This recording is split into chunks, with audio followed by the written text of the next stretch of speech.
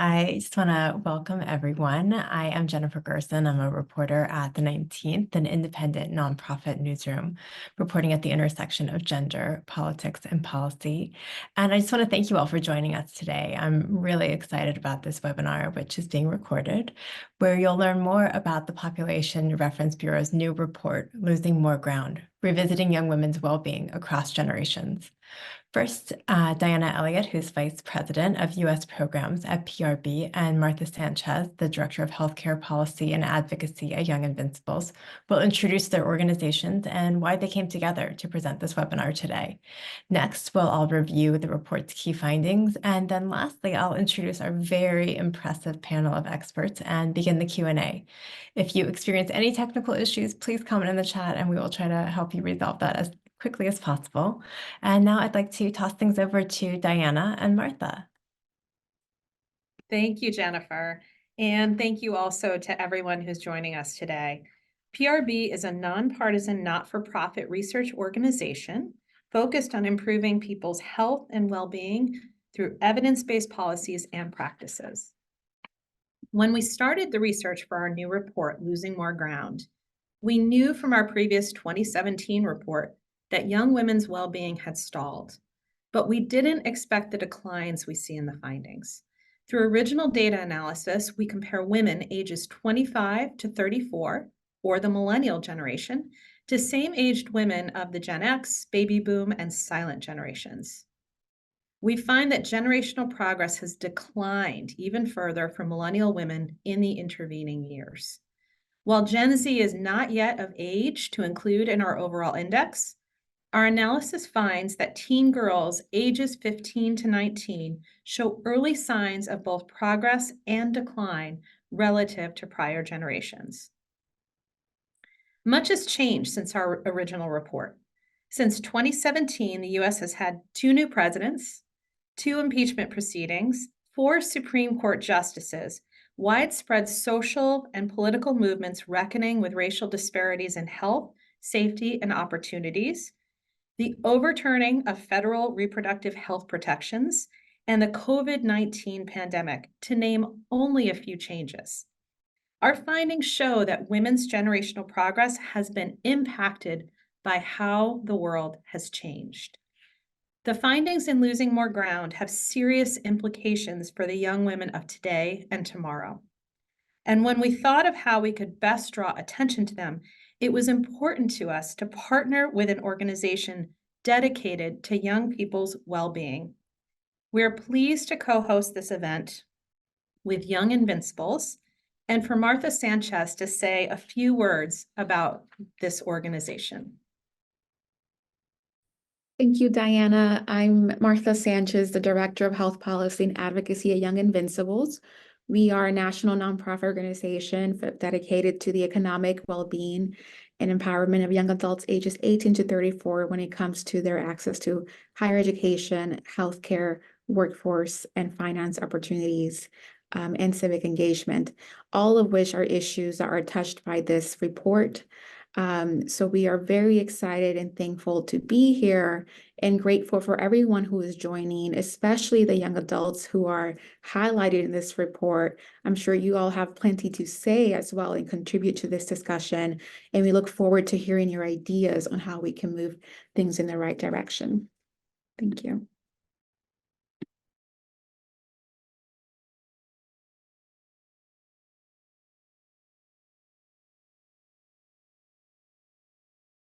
And now I believe Sarah Strigley, who's a research analyst at PRB, is going to share some of the key findings from the report.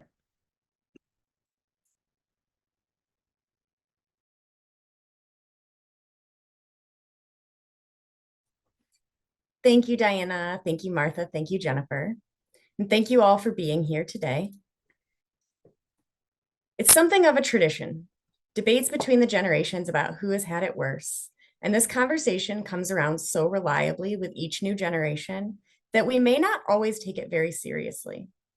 But when young women today say that life is harder than it used to be, we now have the data to prove it. The promise of generational progress has been broken for Millennial women. And in many ways, Gen Z girls are already seeing similar trends as they near young adulthood. You can see in this figure that while baby boom women saw a sharp rise in overall well-being relative to the silent generation, their progress was more slight for Gen X. It plateaued briefly for millennials in 2017, and it is now notably in decline. So what's happening to millennial women? Despite all their efforts, today's young women are faring worse as serious threats to their health and safety are driving this overall decline in their well-being. But let's start with where things are going well. Millennial women graduate high school and attain bachelor's degrees at rates far outpacing previous generations, making them more educated than at any point since at least the silent generation. And millennial women aren't just more educated than ever. They're also working hard to make gains in their professional lives. They're more represented in high earning and often competitive STEM fields and among business owners today than in previous generations. The gender wage gap has narrowed from one generation to the next, although it does still persist, as you can see here. It's even more pronounced between women of color and white men. When it comes to political representation, the share of women holding office in state and congressional legislation has increased with every generation. As Gen Z comes of age, we're beginning to see a whole new generation taking a seat at the table of political leadership and civic engagement. And young women today are also avoiding key risk factors to their health, like cigarette smoking, teen pregnancy, at a higher rate than peers in previous generations. So all of these data tell the story of a generation working hard to obtain their personal and professional goals. And despite all this progress and more, which is detailed in our report, why are millennial young women still faring worse overall when compared with their mothers' and grandmothers' generations? A key part of this answer is difficult to accept. A young woman in the US today between the ages of 25 and 34 is more likely to die than at any point since at least the 1960s. Maternal mortality rates have dramatically increased between Gen X and millennial young women. In just a few years' time, this rate climbed abruptly by nearly 60%. And women of color, particularly Black women, are disproportionately impacted by these sharp increases. And suicide rates have also risen, driven by increases for women of color. In fact, during the 2018 to 2021 time period, the suicide rate actually declined for white young women by about 6%. But disparities for women of color drove this overall pattern of worsening suicide rates. Homicide rates, too, have taken an alarming turn for the worse. And there are racial disparities here as well. The increase has been particularly stark for Black young women, who are 5 times more likely to die by homicide than their white peers. We've seen that young women today are doing many of the things they've been promised would lead to a better life. And these are things that worked in the past. Yet the evidence from our analysis shows that despite their best efforts, they still face very real challenges compared with previous generations in some of the most fundamental areas of life. How we address these threats to millennial women's well-being will set the stage for how Gen Z fares as they reach their young adulthood, and whether they see a restoration of the promise of generational progress. Now I'll turn things over to Jennifer to begin the Q&A. Thank you so much, Sarah and Diana and Martha. I'm really excited to engage with the other members of our panel right now. We are also joined today by Cara Brumfield, who is the Director of Income and Work Supports at the Center for Law and Social Policy, and Dr. Jamelia Harris, Senior Director of Research at the Justice and Joy National Collaborative. So I'm really excited to speak with you all about all the things that Sarah just shared with us. You know, when it comes to education, Sarah just talked about some real wins for millennial women, with high school dropout rates declining and bachelor's degree attainment rising. But at the same time, we're seeing overall well-being decline for this generation, both over the last few years and especially relative to other generations. You know, Martha, I was wondering if you could start off for us. What do you make of knowing that more millennial women are accessing more education, but still facing worse outcomes, especially when it comes to their health and mortality? Yeah, thank you for this question. I think the report highlighted that it is still so important to attain higher education in this country. The average salary for a college diploma is around $61,000 compared to $21,000 for with a high school diploma. And so when I think about, though, the experiences of young Latinas like myself and first generation Latinas, I have to also consider the fact that many of these higher education institutions, really all of them, were not built for us. And so the challenges that we face throughout these academic years um, definitely influence the health outcomes that we have throughout our higher education experience, as well as afterwards when we graduate. And we see that when it comes to our mental health, as well as the financial outcomes. Financially, even with a college degree, women may earn less than men, but women of color continue to earn much less than white women or white men. And so when you have these disparities, it's going to affect our ability to build wealth because we realize that we have to work 10 times harder, and even then do not really receive equality or equity when it comes to our earning potential and income.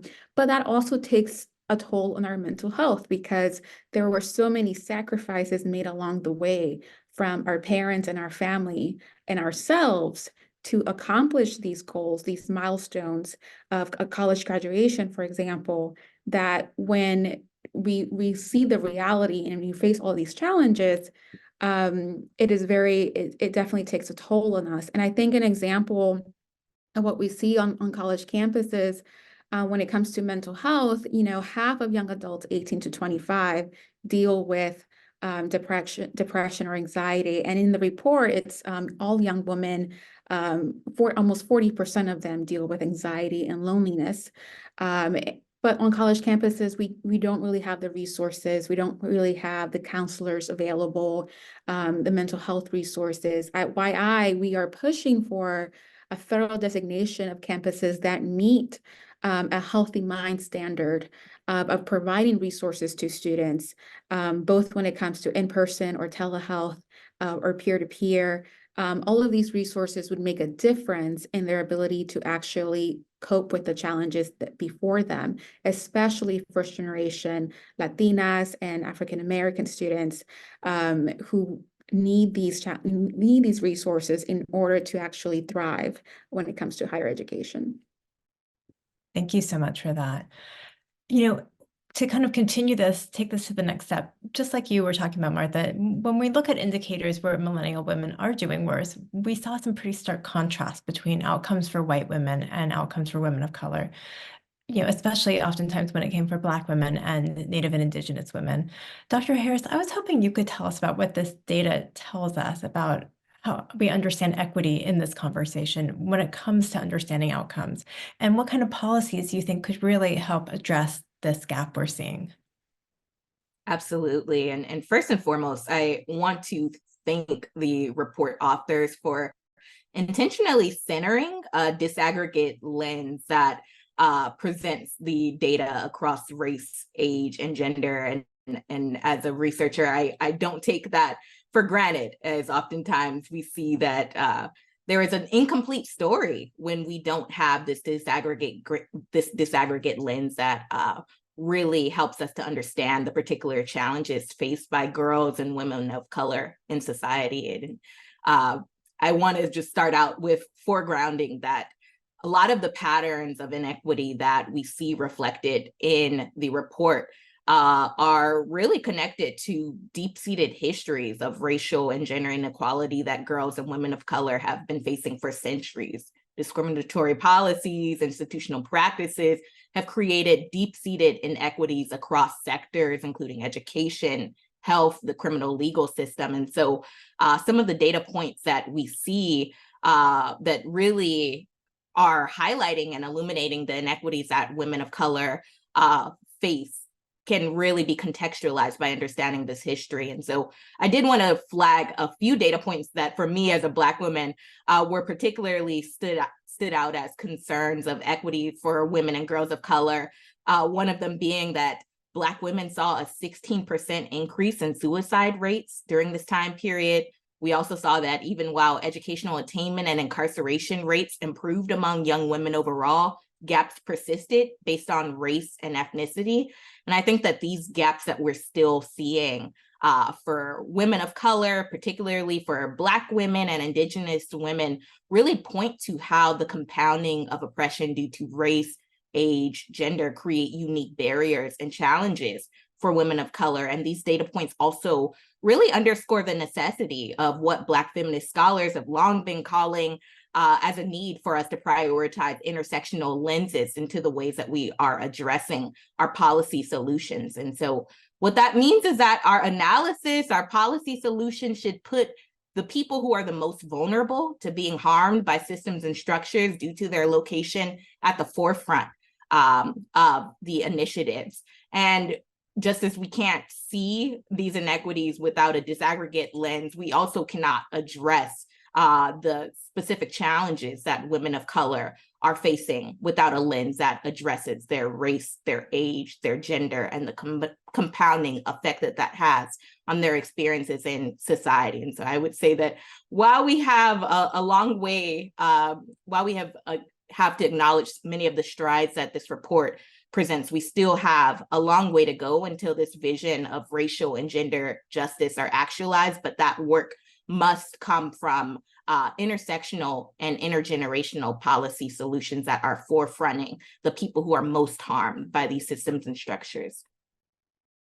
Thank you so much, Dr. Harris. That's really important context to keep really top of mind in this conversation today. To move this even, forward even more, we, just like you were saying, talking about health and mortality components that we just heard about in the data, especially in terms of this really jarring increase in maternal mortality rates and the suicide rates for women of color.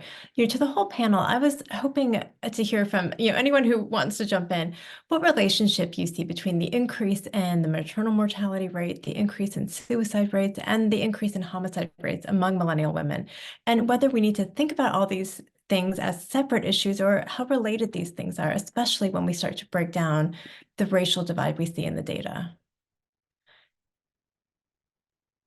I'm happy to start. I think one through line there is definitely mental health. And we know that millennials face really unique challenges, including economic challenges like coming to age and entering the workforce during a recession, really oppressive levels of student loan debt, housing costs, job insecurity. All of these things create a really stressful life, and that weighs on your mental health. We also know that domestic and intimate partner violence and gun violence both increased during the COVID-19 pandemic, as well as social isolation, which Martha also mentioned. And those things, of course, have mental health implications as well.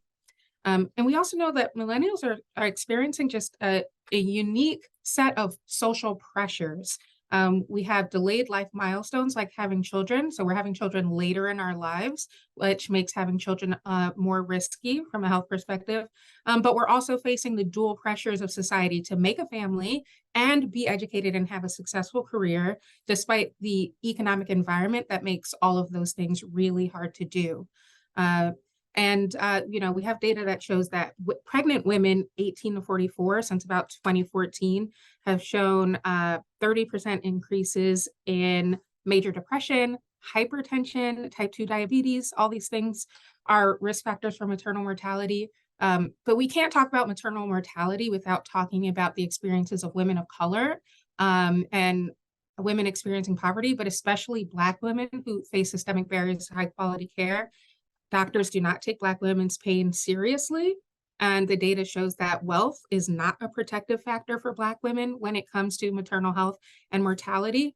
And we're not really going in the right direction. So for example, right now in Mississippi, which is one of the most dangerous places to give birth in the US, officials are making changes. Officials are sort of failing to make changes to Medicaid that would allow pregnant people more timely access to prenatal care. And we know that early access to care is really critical for health outcomes.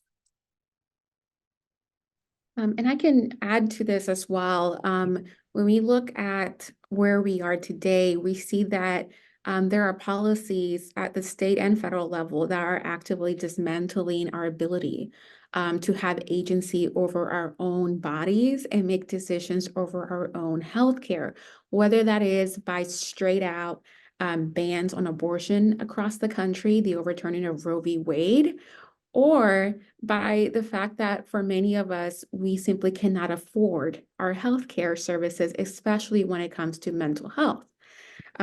So, there are multiple causes and stressors that are affecting our mental health, everything from these policies and the lack of agency that we have over our bodies.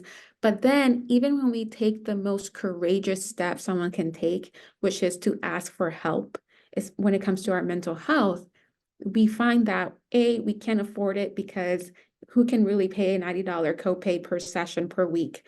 That's just not realistic financially. And B, there are not enough culturally competent mental health providers out there.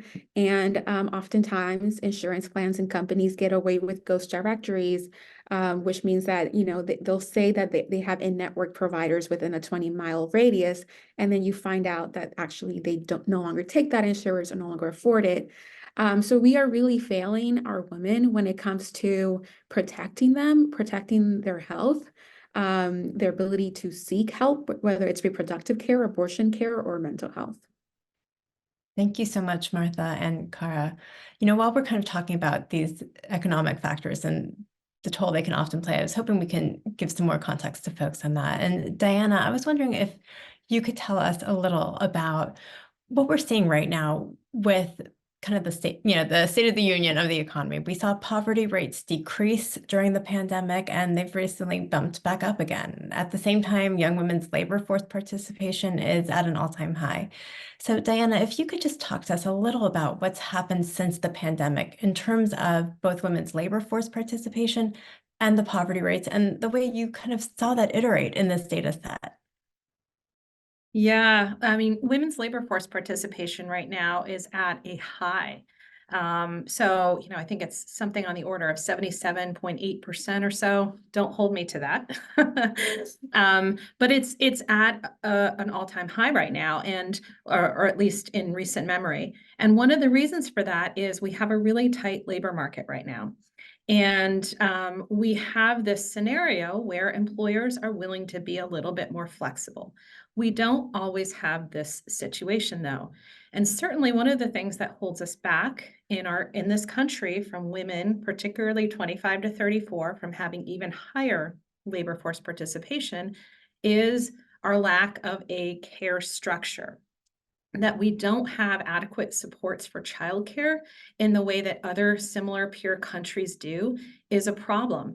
And we are at this critical juncture right now where funding and supports for childcare that were there during the pandemic are about to disappear.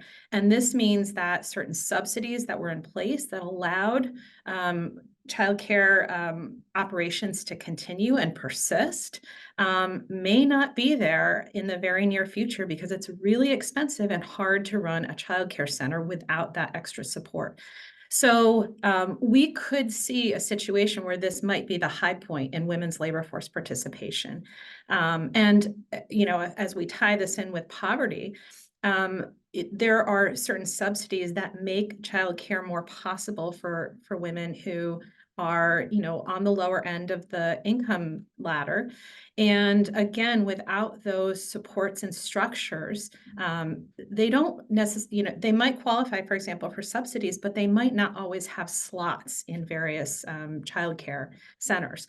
So we're about to experience a potential cliff in terms of what women's labor force participation looks like and whether that can persist. So at least for women in this 25 to 34-year-old age group, we're seeing all-time highs, but I fear that those highs will not last without adequate supports. That's really important to keep in mind. When we think about this economic picture we're in right now too, Cara, I was hoping you could tell us a little bit about what helped drive down poverty during the pandemic and what policies you think could further bolster the wins we were seeing for some women in terms of the gender wage gap and employment to even more women, especially across these racial divides. Yeah, absolutely. So, something that made a huge impact on poverty during the pandemic, of course, is the American Rescue Plan. It played a huge role. It represented a huge investment in the well-being of our nation, and it really demonstrated that these kinds of investments are both possible and really impactful. And it made it even more clear and even more obvious how poverty really is a policy choice that we're making. We expanded access to Medicaid. Right now, we're seeing the devastating sort of impacts of unwinding those Medicaid provisions that were established during the pandemic. Over 6 million, I don't know the current number, I know it's over 6 million people have already lost access to Medicaid. We saw lower healthcare premiums, which is hugely important. We saw an eviction moratorium. We saw relief payments that made a really big difference for a lot of people. We saw student loan debt relief. All of these things that are particularly impactful for people of color, people experiencing poverty, for women, and for millennials. The American Rescue Plans Act also enhanced a child tax credit, which really, it helped slash poverty nearly in half. A particular impact, obviously, on families with young children, but also was really huge for people of color. Corporate lobbies helped kill the expanded CTC. At the same time, they were raking in record profits and often paying little to nothing in federal income taxes. So I think that what we see is that we know what the policies are that help address poverty. It's getting cash in hand to people who need it through things like tax credits, for example. It's also bolstering our public benefits programs that help people access their basic needs like food, healthcare, and housing. And we really need to be making those investments that have been proven to make a huge, significant difference. When it comes to sort of the wage gap, I think it's important to remember that even as women are increasingly educated and increasingly entering the workforce, that when you think about it, sort of when you start to disaggregate it by race, you see that women of color are still disproportionately in those jobs that are the lowest paid, the jobs that have the most sort of hectic and unpredictable work schedules, which makes it really challenging to have your healthcare or your childcare needs met. So that has an impact on your ability to stay employed and to advance in your career. And we know that given all of the student loan debt and how oppressive that has been, particularly for people of color, that those educational gains and those employment gains just aren't paying off for folks the same way that they might have expected them to. Fantastic. Thank you so much, Cara. Sarah, I have a question for you as well. I was hoping you could talk to us a little bit about what we're seeing and what you've seen from your data about Gen Z and their political power right now. You know, you said Gen Z is really coming of age, taking a seat at the political table. What will this mean in terms of not just representation, but change, not just for that generation or kind of youngest voters, but for the millennial women ahead of them too? That's a great question. We know that millions of new Gen Z members will be eligible to vote before the 2024 election. So in pure numbers, the potential voting bloc for Gen Z and millennials combined is actually poised to outnumber baby boom voters. What we don't know is if they'll vote. So that's the potential voting bloc, but that doesn't guarantee that they'll vote. And we also don't know how they'll vote. They certainly have the numbers to see what's important to them represented in policy and in election outcomes at all levels. But what we really need to be focusing on is empowering that generation, empowering Gen Z and empowering millennial members of our society to feel like they can make a difference and to understand how to do that, how to become engaged in their communities, how to become politically and civically engaged so that they can use those numbers that they have and represent their interests on those larger stages. Fantastic. And I'd like to do one more question to the panel as a whole before I ask for questions from our audience today. But I would love to just hear from you each right now. You know, one thing that really comes through in this data is the fact that there seems to be this bigger story about millennial women, and they're dying for a whole slew of different reasons. So I was wondering from where you all sit, how you're thinking about what we can do to change this. What policy solutions are most needed right now to address how fatal it just is to be a young woman in America today? So if someone wants to jump in, or I'll pick on someone to start. Martha, you want to hop in? Yeah, I mean, first, we have to work and fight for policies that protect women's ability to make decisions over their own healthcare and their own bodies. And I think too, given what we're seeing in terms of the increase in suicide rates, especially for women of color, we do need to reform mental health and the way that it is delivered in this country. Mental health should not be treated as a specialty service 100% of the time. It should be a preventive care service. It should be as easy and as important as scheduling your annual physical to attain mental health services from your provider. And that includes making at least the first 3 visits free under all private insurance plans, and ensuring that we are changing the narrative of what it means to be healthy. The same way that we look at social determinants of health, we have to look at the social determinants and economic determinants of mental health.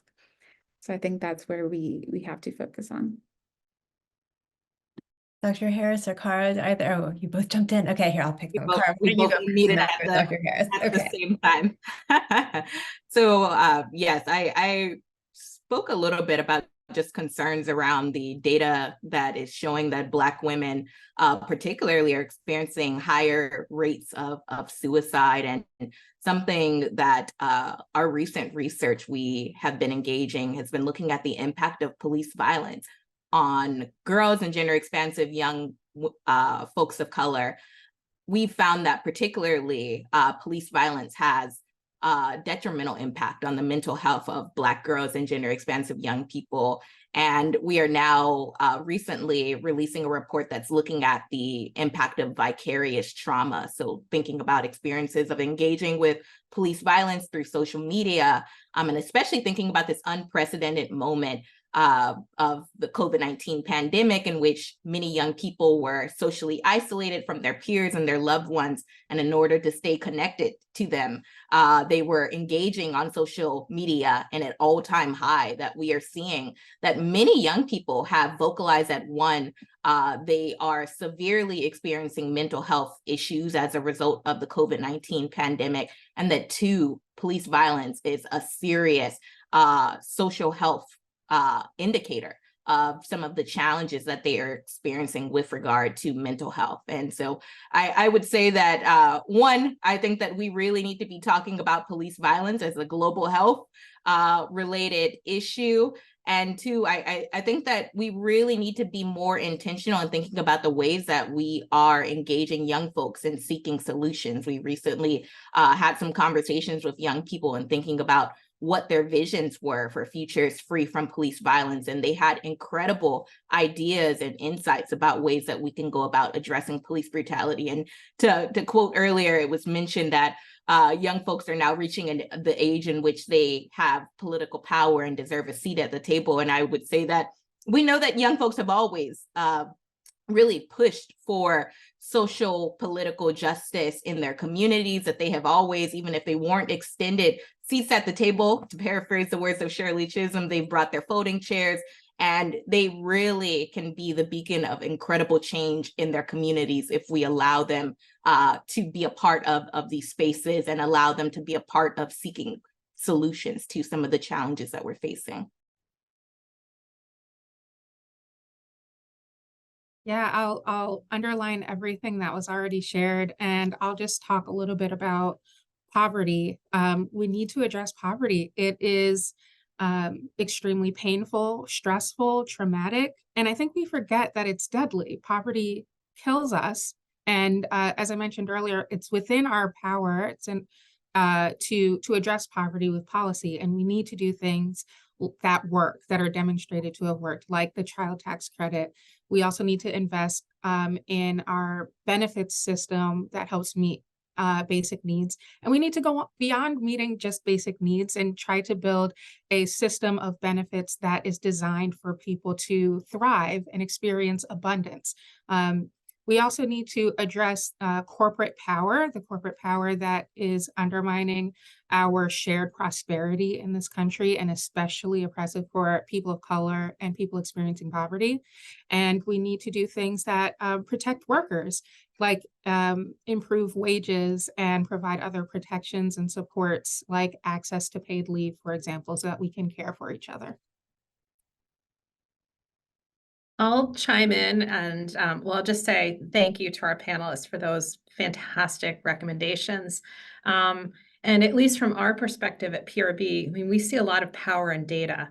I think these data really show how important it is to disaggregate data for different groups, and that there is real power in being able to tell these stories. Because on some of these measures, these deadly measures, we're seeing different directions. So you might see that white women, for example, have done better on some of these measures over time, while it's not the case for women of color. So power in data and showing as much disaggregated data as we possibly can.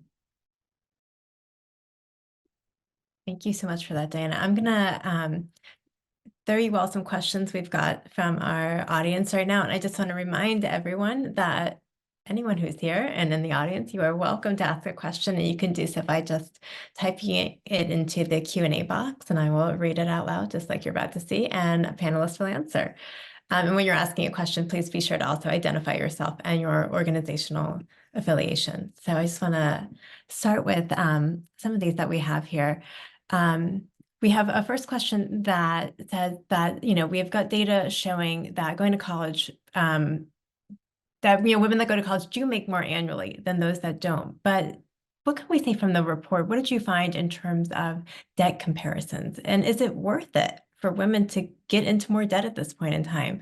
And more generally, what does this mean in terms of debt that millennial women are carrying as a result of accessing this level of education compared to previous generations? We did look in the report at other research. We did a lot of background research and looked into student loan debt and the racial and ethnic components, as well as the gender component. And we did find that women hold more student loan debt than male peers, and that women of color hold more student loan debt than white women. So there, again, is a real disparity there that not only presents those barriers to higher education, but also increased stress for those who do obtain higher education. So we're seeing these higher rates of education, but with those higher rates of college degree attainment, we're seeing that student loan debt coming alongside. And there are some real consequences to student loan debt beyond just the monetary consequences. There's been research to support that mental and physical health is negatively impacted by student loan debt. And so whether or not the trade-off is worth it, I think I'll defer to some of Diana's expertise on the benefits in terms of the finances of debt and degree attainment. But for sure, we see massive disparities, and we also see some real serious impacts to people's health when they carry that student loan debt. Yeah, and I'll just chime in to say that one of the hardest statistics for me to see personally is that non-completers, who are more often first-generation students, they're more often students of color, often go down the path of going to school, trying to sort of gain that degree to improve their future prospects, and have trouble completing for some of the reasons that Martha articulated earlier, that it can be a really sort of unwelcoming place, and for various reasons, there are other family needs or other needs that arise along the way.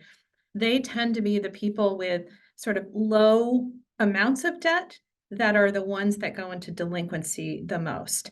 And some previous research and work that I did looked at how those who would benefit the most from student debt relief are actually Black women. Black women would stand to gain the most by student debt relief. So when we think about these policies being proposed by the administration, in federal sort of discussions, it's really important to think about how this could change a trajectory and create equity, for example.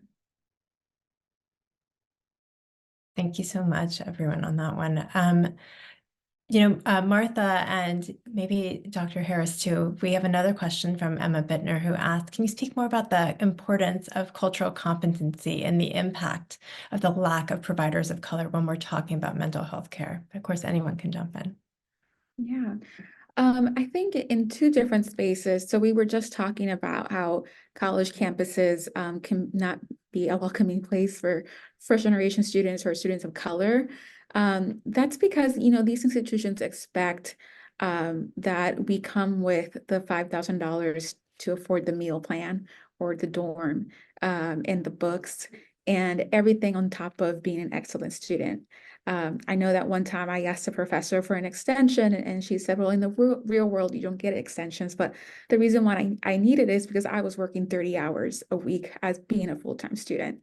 So the stressors that students face on these campuses, when they don't have parents that are providing them with all of the financial and emotional support, can be quite defining of their experience and of their ability to succeed. And it's time that colleges take a realistic look at their needs in terms of the financial supports that need to be in place, so that our government and state governments actually make investments in our ability to succeed in higher education.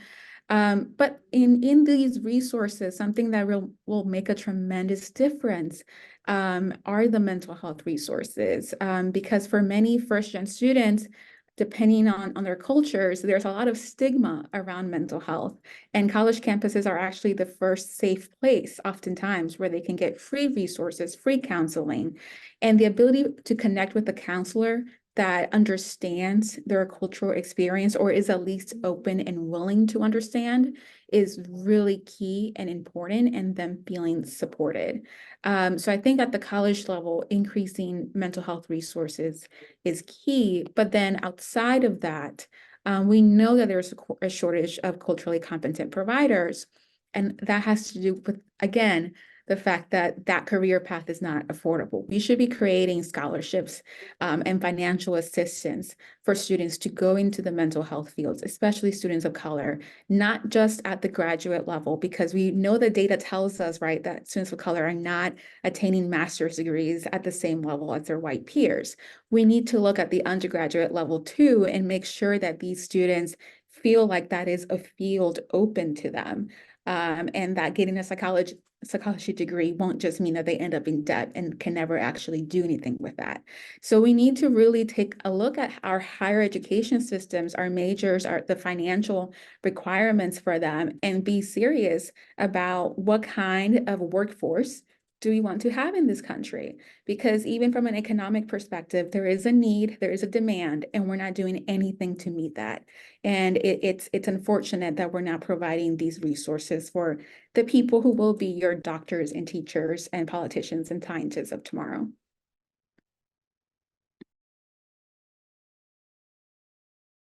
If anyone else wants to hop in, let me know, but otherwise I'll move on to our next question, which is from Roger Mark D'Souza from PAC, who asks, women from marginalized communities face intersecting forms of discrimination. How could we recognize and address intersectionality in data, policies, and programs, and better amplify diverse voices and foster inclusivity?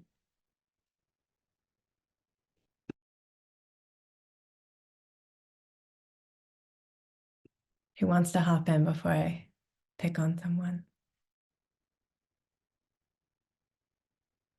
I can hop in and just start us out. I think that the first point is the acknowledgement that an intersectional lens is necessary. I think that, as I mentioned, the research that the Losing More Ground report is depicting is really a rarity, and I want to be clear, as someone who's coming from the background of education, that oftentimes the data that we get is just not disaggregate, and that really prevents us from having a full picture of what is happening. For so long, there was this broad and dominant narrative that girls were doing fine in schools because we didn't have the data that was showing that Black, Latinx, Indigenous young folks were experiencing particular challenges. And so now that we have additional insights into some of the challenges that are facing Black girls within our public education system, such as their push out into the criminal justice system. We know that Black girls are one of the highest represented among girls who are suspended, expelled, arrested, and this has consequences on their social, political, economical outcomes later on in life. Now that we have that understanding, we're able to implement the policies to address this inequity. We're able to implement the programming initiatives that are specifically targeting their identities at the intersection of race and gender. And so I think that it's a first step is really the acknowledgement that we need to be prioritizing an intersectional lens. And I believe that a second step of this is that we really need to be ensuring that the folks who we are trying to understand their experiences within these various social inequities are at the forefront of seeking solutions.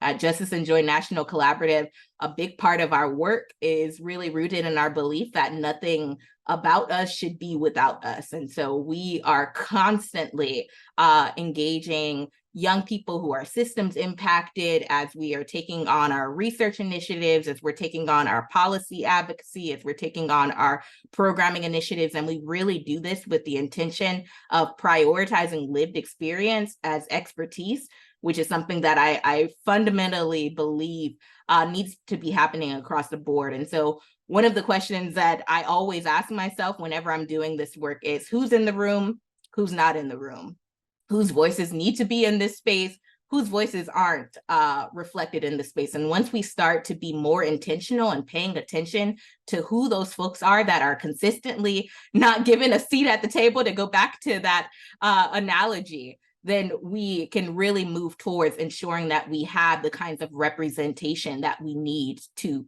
push the needle forward for all young women of color.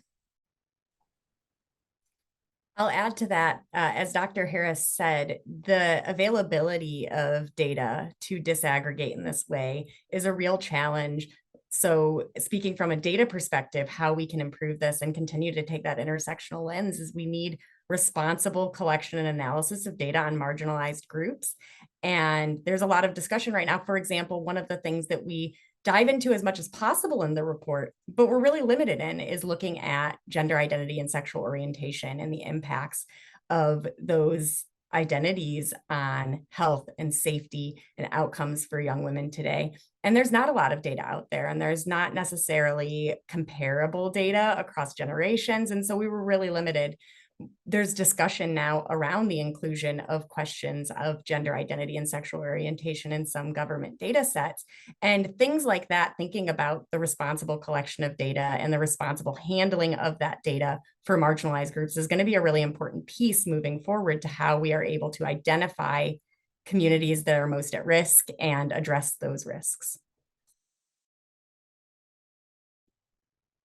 Fantastic, thank you. And we have another question from Mark Mather, who says this report is really about young women's well-being, but he was wondering if anyone could speak to the potential impact of these patterns on children, since many of these women are also mothers.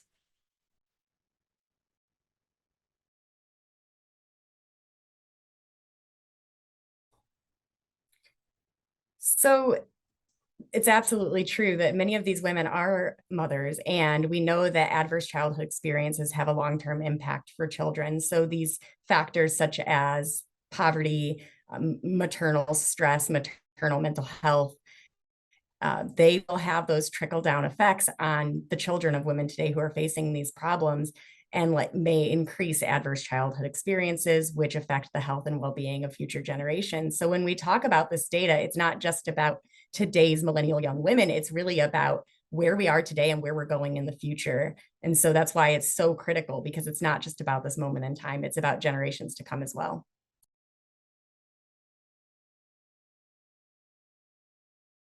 Yeah, to go kind of a little bit more about what we were just talking about with data, I was hoping we could also talk about, we got a question from Jeff Jordan at PRB, who wanted to talk about disaggregated data and threats to the collection of this kind of data, what you're seeing, what you're feeling in this field, and then kind of conversely, what potentially new or promising sources in the future might provide even more evidence for policymakers and program planners. So Sarah, I know you just spoke a little bit about that, but would love to hear a little more from Diana, Sarah, anyone else who wants to hop in. Yeah, I can hop in. I think one of the biggest threats that we have is changes in administration and changes in policies on data, or shall we say preferences on what data are collected and what are not collected. Now, there are efforts afoot. OMB is in the process of collecting public commentary on, for example, the sexual orientation and gender identity question. They're in the process of vetting new race and ethnicity questions, which could improve how some of these data are disaggregated. But there is a real risk to changes in terms of who can control or who can stop collection of data. We certainly saw that happen in 2016, certainly with race and ethnicity data and changes to federal surveys. So there is a risk. That doesn't mean that we shouldn't stop trying, though, because it's incredibly important for understanding, as Sarah was saying, which groups are affected most and which groups could most be helped by targeted and specific policies in different areas. So, I think the push for better data collection goes on.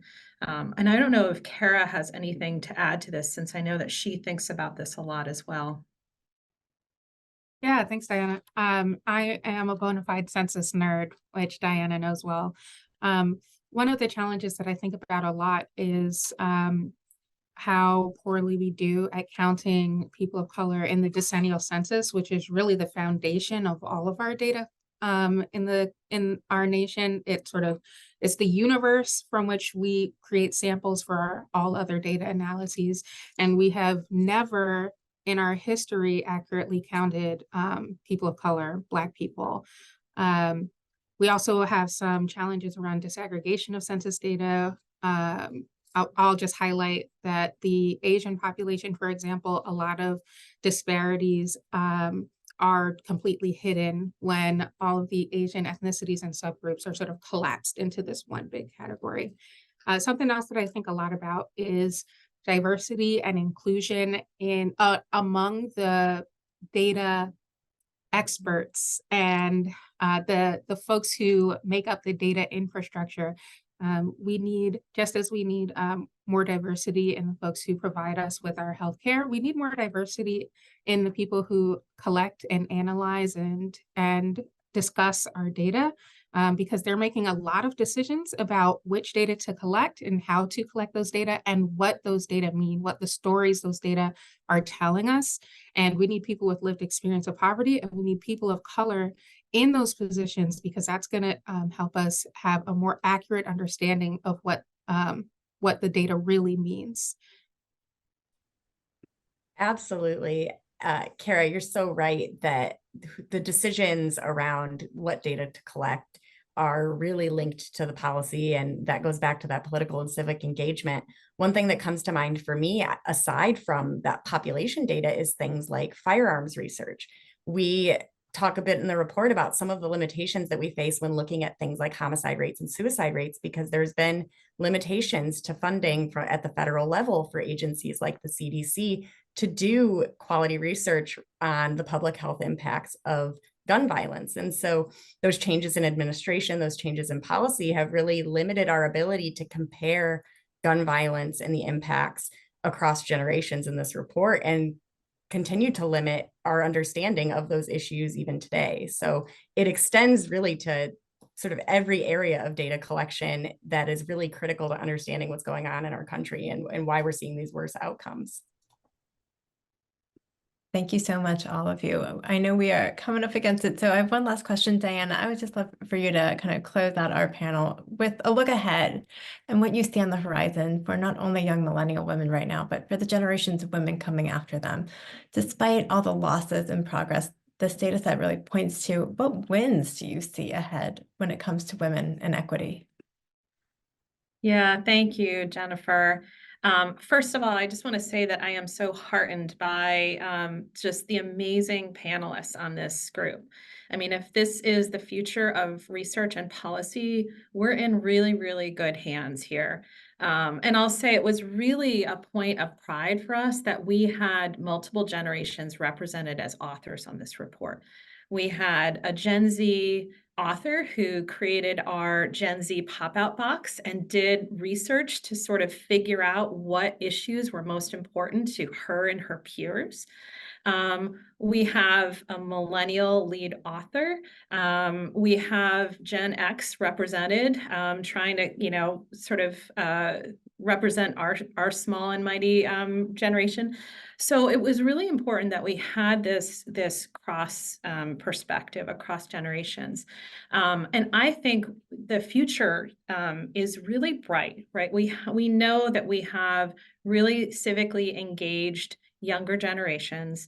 Millennial and Gen Z women are civically engaged. Again, we had this discussion earlier about whether they feel that they have a seat at the table or whether they're brought into even these discussions. I think that's something that we all need to be mindful of moving forward, because you need diversity of perspectives, you need diversity across generations to make the best policy. I'd say the other area where I'd like to see some positive traction is more evidence used for policymaking. So inclusion of lots of voices and evidence-based policymaking. I think if we have those two put together, we have a really bright future in this country. Thank you so much, Diana, and thank you to all of our really engaging, informed panelists today. Thank you all for attending and joining us today too. And to learn more about Losing More Ground, please visit www.prb.org or click on the link in the chat we'll drop in right now too. Follow PRB on X at PRB Data or on LinkedIn. And thank you so much again, everyone, for joining us today.